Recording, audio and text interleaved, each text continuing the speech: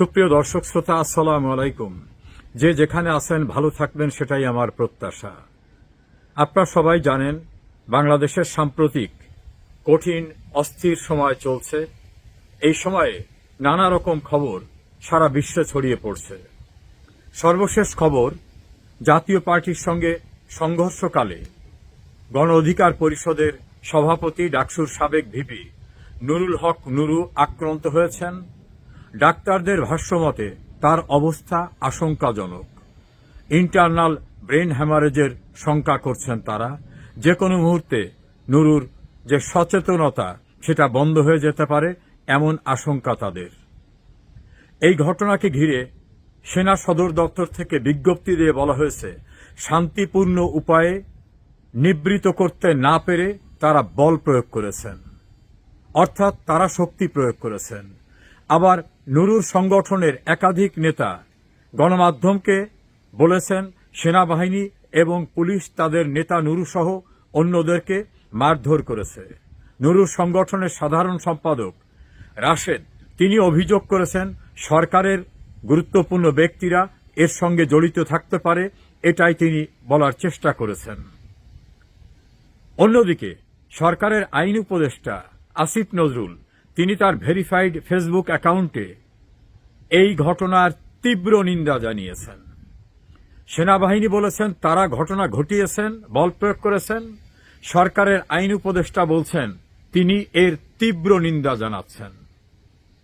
আসিফ নজরুলের এই স্ট্যাটাসের নিচে আবার তাদের নিয়োগকর্তা হিসাবে পরিচিত হাসনাত আব্দুল্লাহ, তিনি আসিফ নজরুলের স্ট্যাটাসকে ভণ্ডামি বলেছেন এবং আরও অনেকগুলো অভিযোগে অভিযুক্ত করেছেন।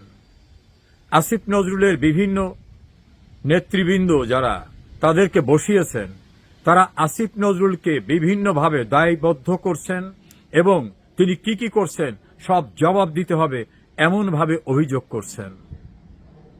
এর কদিন পূর্বে শান্তিপূর্ণ উপায়ে একটা সাংবাদিক সংগঠনের মিলনায়তনে মঞ্চ ৭১ নামক একটি সংগঠন, সেখানে দেশের গুরুত্বপূর্ণ ব্যক্তিরা উপস্থিত ছিলেন।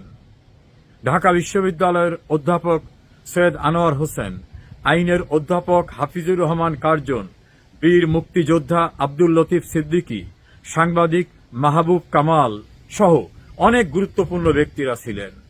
তারা হামলার শিকার হলেন, মব আক্রান্ত হল।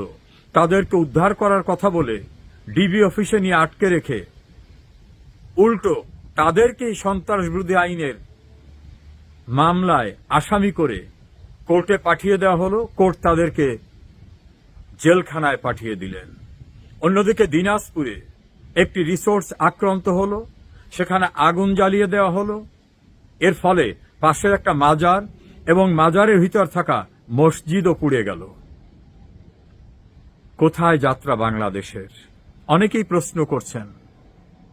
ভিপি নূরের দল বলছে সেনাবাহিনী হামলা করেছে, সেনাবাহিনী বলছে হ্যাঁ আমরাই শক্তি প্রয়োগ করেছি। আর রাষ্ট্রের আর একটি প্রতিষ্ঠান, নির্বাহী বিভাগের আইন উপদেষ্টা, তিনি এই ঘটনার তীব্র নিন্দা জানিয়েছেন। তাহলে কি আসিফ নজরুল সেনাবাহিনীর অ্যাকশনকে নিন্দা জানালেন?